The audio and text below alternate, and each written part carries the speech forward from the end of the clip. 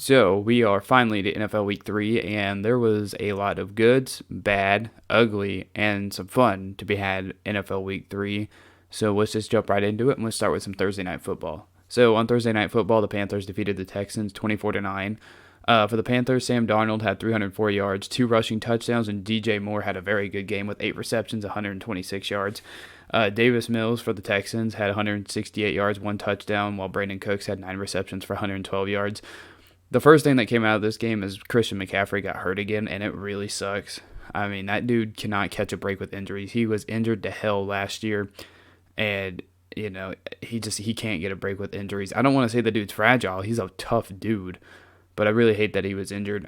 They also lost J.C. Horn to a broken foot on their defensive side, so their defense might take a hit. But as you'll see, their defense is very good. Sam Darnold was very, very good in this game. He was making all the throws. He was hitting his receivers and the timing routes, everything. He looked great. He needs to protect the ball in the pocket, though. He had 2 fumbles, didn't lose them, but he had 2 fumbles while in the pocket, so he needs to work on, not giving up those fumbles in the pocket. DJ Moore was awesome in this game. Like, that was obviously Darnold's top target the entire game.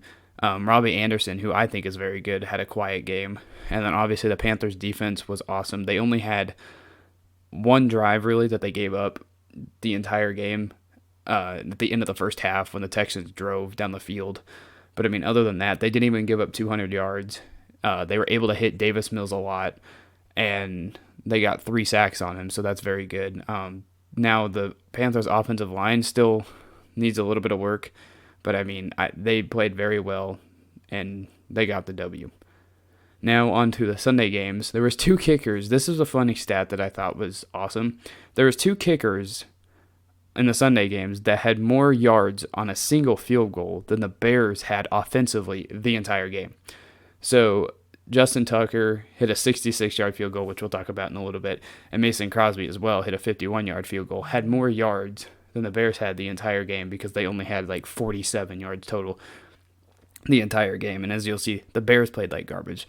But let's start off with the first Sunday game. The first Sunday game, we had the Chiefs taking on the Chargers. The Chargers won 30-24.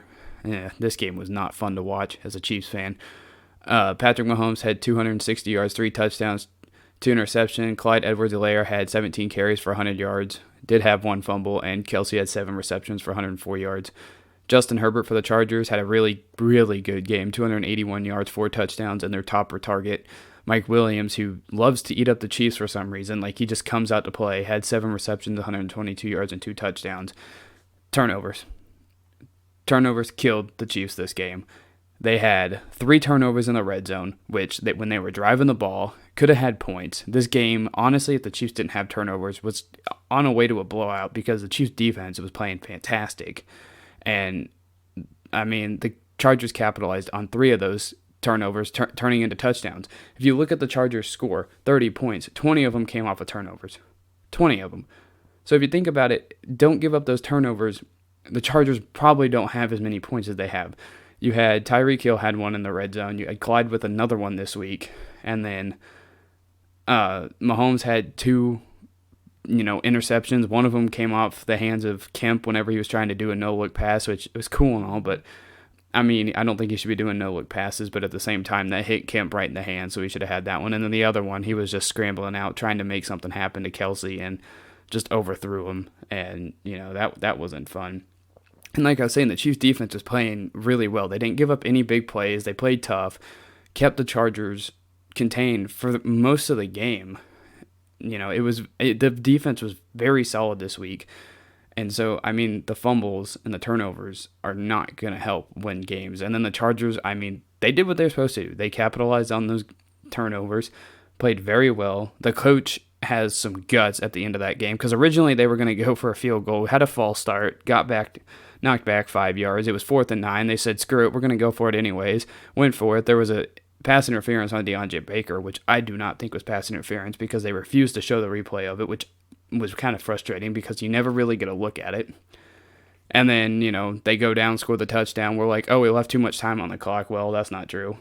Mahomes, at the end of the game, couldn't get anything going to go down and score the game-tying or even game-winning touchdown. So, I mean, the Chiefs need to fix those mistakes. And if they do that, I think they're good. Their defense showed promise this game. Their offense was able to move the ball at will. It's just I think they beat themselves more than anything. So Chiefs need to fix the turnovers. Next, we have the Bears and Browns. Browns won 26-6. Justin Fields, the only thing that the Bears had going was 68 yards passing by him. And then I saw that they only had one net yards of passing, which is crazy. Browns Baker Mayfield had 246 yards and a touchdown. The things I could take from this game, Bears looked terrible.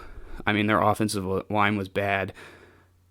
Justin Fields got hit a lot. Myles Garrett had 4.5 sacks by himself. The team had 9 sacks total.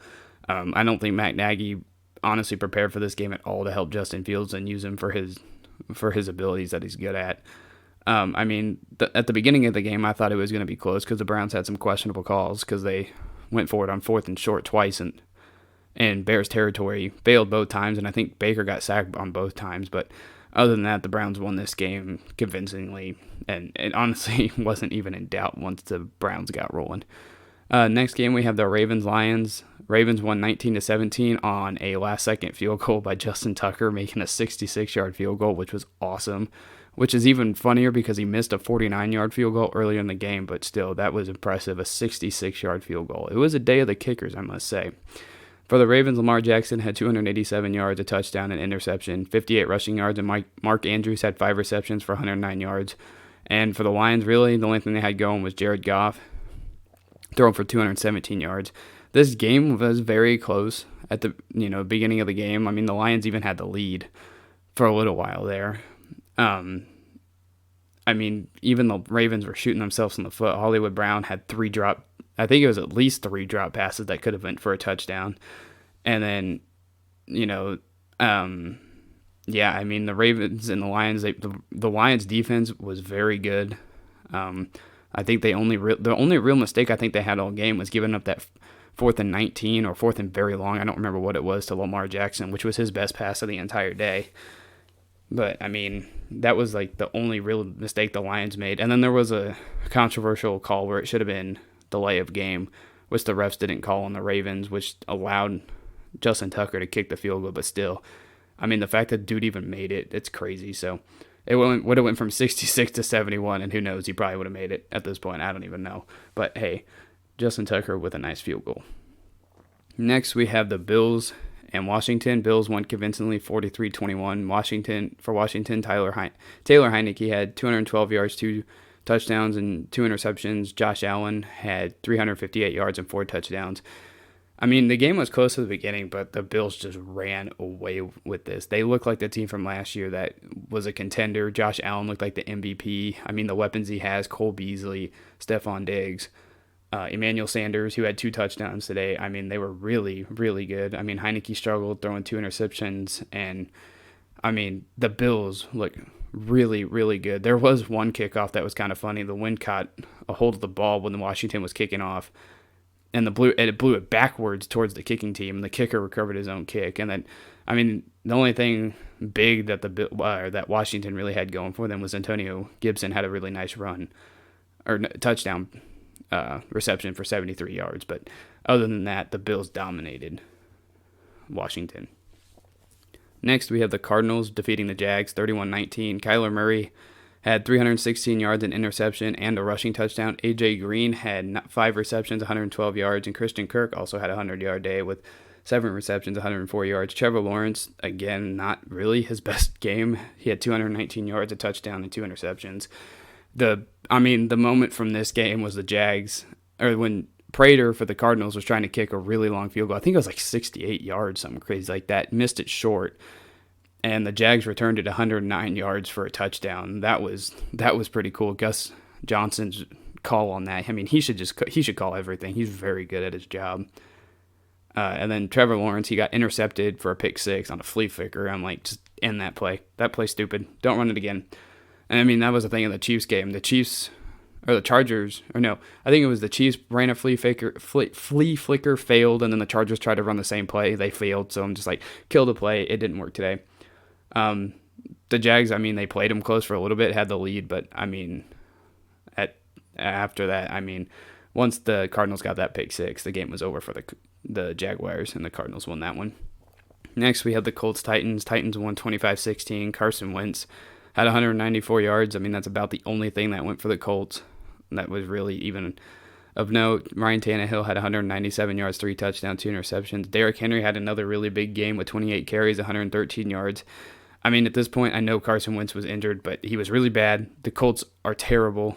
I think they got 1 sack on Tannehill the entire game. I mean, the only thing that I got out of this game was that Derrick Henry is still the best running back in football. Next, we have the Saints-Patriots. Saints won 28-13. Winston had a very quietly good day, I guess. He didn't really do much. Had 128 yards, 2 touchdowns. Alvin Kamara, 24 carries, 89 yards. Mac Jones had 270 yards, a touchdown, and 3 interceptions. Mac finally had a game where he struggled quite a bit. Had a pick 6 and a couple other interceptions.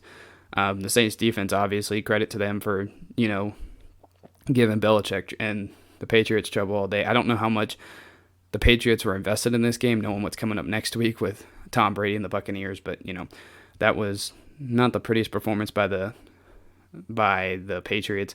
I mean, I think, and then this is going to sound weird, but I think Jameis Winston does better when he doesn't do much. He didn't throw the ball very much, and he just made his plays. I think Jameis Winston's much better, and his teams are better when he makes his plays instead of just throwing the ball. Because you noticed in week 1 and week 3, they win the game when he doesn't do much, and then whenever he tries to do too much, like last week, he has some bad plays and some interceptions. So, I mean, I think Jameis just does better when he doesn't do much. Next, we had the Bengals-Steelers. Bengals dominated the Steelers 24-10. Joe Burrow had just an efficient day, 172 yards, 3 touchdowns, and interception. Joe Mixon had a nice day with 18 carries, 90 yards, and Jamar Chase, who's probably going to win Rookie of the Year, had 65 yards and 2 touchdowns. Steelers, Big Ben was awful today. I mean, his numbers don't show it. He had 318 yards and a touchdown, but he also had 2 interceptions. One of them was awful. He just didn't see the linebacker or something, or just wanted to give it away, but that was terrible. Steelers are a bad team. I don't even think they're going to make the playoffs. I'd have to go back and look, but I don't think I have them in the playoffs, which if I do, I regret it thoroughly. They only throw checkdowns. They can't run the ball. I think Najee Harris had like 14 receptions or something stupid, which means he was checking down a lot, because how many times does a running back ever get the ball when it's not a check down? And then, I mean, the Steelers' play calling was terrible. They ran a screenplay on a 4th and 10 whenever they were at the goal line. Not their goal line. They were trying to score, ran a screenplay and didn't get anything from it. I mean, the Steelers are just a dead team. Their offensive line was bad. I mean, the Bengals obviously had a good game because of it. They stopped literally anything Big Ben and the Steelers were trying to do. Logan Wilson of the Bengals did have 2 interceptions. Joe Burrow, I mean, not flashy numbers like he's been putting up, but very efficient. And he definitely had a better game than last week, because he had those 3 interceptions in a row against the Bears. But this week, he played much better. Next game, the Falcons Giants. Does anybody really care about this game? Falcons won 17-14 on a last-second field goal by Koo. Matt Ryan had 243 yards, 2 touchdowns. Daniel Jones had 266 yards. Saquon really do much, but I just thought I might mention he had 16 carries, 51 yards, and 2 touchdowns. I mean, I really didn't watch this game. I really just watched the highlights of this one. I mean, both teams played all right. I mean, it wasn't the best game of football. And then Atlanta and Matt Ryan were able to drive down the field and have a very solid drive at the end to kick the game-winning field goal. Next, you have the Jets-Broncos. Broncos won this dominantly, 26-0. Zach Wilson had another terrible game. Had 160 yards, 2 touchdowns. Teddy Bridgewater was very good, 235 yards, and Melvin Gordon had 18 carries, 61 yards, and a touchdown. I mean, at this point, what's there to say about the Jets? They're bad. Zach Wilson's awful. They haven't done anything all year. There's nothing to note. They're really bad. Both New York teams are terrible. Teddy Bridgewater was a solid quarterback. He won't be the reason that the Broncos lose any game, but I mean, obviously not. They're off to a 3-0 start because their defense is great. And the only thing I have about the Broncos is, are they a legit 3-0 team? Because they haven't played anybody. They played both New York teams and the Jaguars, who are both really bad. So, I mean, next week, I'm not sure who they play next week. Let's play the Steelers next week, and never mind. I mean, I was trying to say that they might have a tough game. I mean, with that defense, though, and the way Big Ben is playing, screw it. The Broncos are about to go 4-0 because they haven't played a legit team yet. But hey, I mean, 4-0 is nothing to joke about in the NFL, but hey, still would like them to play a decent team. Next, you have the Dolphins Raiders. Raiders won 31-28 in a really weird game, if you ask me. Brissett had 215 yards. Derek Carr had another really good game, 386 yards, 2 touchdowns, 1 interception that went back for a pick 6. Peyton Barber had 23 carries, 111 yards, and a touchdown. I thought this game was way closer than the score says. I mean, the Raiders did struggle at the beginning of the game. They had a turnover on downs and then the pick six, which allowed Miami to score a touchdown on both of those. But you take that away, what did Miami do? I mean, there was dumb penalties that allowed Miami to score to send it to overtime. I mean, they won the game. They should have. I mean, the Raiders, I thought the Raiders were about to blow that, and I was about to get really worried. I thought it would have been funny because that would have been a really Raider thing to do. And, I mean, Derek Carr really only had one mistake other than that dude. And then Henry Ruggs. I mean, Henry Ruggs did have a couple of nice plays in this game too. But, I mean, Miami, what is there to say? Miami is not off to a hot start, and I think they're just as good, if not a little bit better, without Tua. So, I mean, I hope he gets better, and I hope he comes back. But, man, the Dolphins are not in a good place right now. Next, we had the Buccaneers-Rams. Rams won 34-24. Tom Brady had a really empty calorie game. He had 432 passing yards and a rushing touchdown. He was the team's leading rusher with 14 yards. And then Mike Evans had 8 receptions for 106 yards. Matthew Stafford had 343 yards, 4 touchdowns. Sony Michel had, a pretty decent game. The only reason why I mention it is because it's hard to run on the Buccaneers, and he had 20 carries for 67 yards, and then Deshaun Jackson, that dude is still fast. He had 3 receptions, 120 yards, and a touchdown, and then Cooper Kupp had another very good game, 9 receptions, 96 yards, and 2 touchdowns. I mean, the Rams basically dominated this game. Their defense was very, very good for most of the game. I think, Tom Brady's passing yards, most of that stuff was empty calories. Most of that came on drives where they didn't come up with anything, or if they did, it was all garbage time. I mean, they had a drive at the end of the first half that I thought they could try to get points, make the game a little bit closer, but they missed a field goal, which Sean McVay was very happy about. The Rams had 3 sacks, and I mean, the Bucs defense is awful. I think there's quite a few injuries on their secondary, but it was awful. Matthew Stafford could just throw all over them. And yeah, it really wasn't that close. The Rams dominated this game. I mean, this may be the Bucs' one bad game of the year, and they might be right back to the legit team that they are. But I mean, their defensive woes are not going to be easy to come by right now. I mean, their defense has been struggling. I mean, Matt Ryan, if it wasn't for those pick sixes, Matt Ryan, the game was close with them. Dallas kept the game close, and then the Rams won this one. So, I mean, he had a bunch of empty calories, Tom Brady did, but, I mean, he's still the GOAT. There's really no dispute about that. Next, we had the Seahawks-Vikings. Vikings won 30-17. Russell Wilson, first career loss to Minnesota, by the way, had 298 yards, a touchdown. DK had 6 receptions, 107 yards. Vikings, Kirk Cousins, who I think is quietly having a very good year. He has 3 touchdowns and 0 interceptions on this season. And Alexander Mattison had 26 carries, 112 yards, and Justin Jefferson had a really good game with 9 receptions, 118 yards, and a touchdown. The Seahawks were very good in the first half and then couldn't get anything going in the second. And like I said, Kirk Cousins is quietly having a very solid year to start the season. I know a lot of people don't like him. But, I mean, if you ask me what I've seen so far, I think he's had quite a good start to the season. Last week against the Cardinals, he had a really good game, and this week he had another really good game. And then, I mean, I think the Vikings, I may be the only one, but I think they have talent to be good. I think their defense, though, is their biggest issue and their biggest liability. Because in that first half, I mean, Russ was able to do almost anything he wanted. But then after that, the defense definitely tightened up and got better. But, I mean, Vikings are a very talented team that I think can go places. But, I mean, their defense has to get a little bit better. And if Kirk Cousins keeps doing what he's doing on offense, and then, now you have 2 running backs for Vikings. Because, I mean, Dalvin Cook was out this game. And then Alexander Mattison had a massive game. So, I mean, now they have 2 running backs. So maybe they'll just be kind of like the Ravens, Browns, Titans, who it's run heavy first. And then Kirk Cousins will be even better now. So, yeah, good win by the Vikings. Next on Sunday Night Football, a game that I really, really liked, and I'm still to right now, as I'm recording this, talking about it, really confused on how it even happened. Packers beat the 49ers 30-28. Packers, Aaron Rodgers had 261 yards, 2 touchdowns. Aaron Jones had another really good game with 19 carries, 82 yards and a touchdown. And then Devontae Adams, he had 18 targets. I just thought that was funny to put in because we were giving Derek Carr crap for going to Darren Waller week 1 against the Ravens, having 19 targets to Darren Waller. So, I thought that was funny. But he did have 12 receptions, 132 yards, a touchdown, and a great drive at the end of the game to get them into field goal range.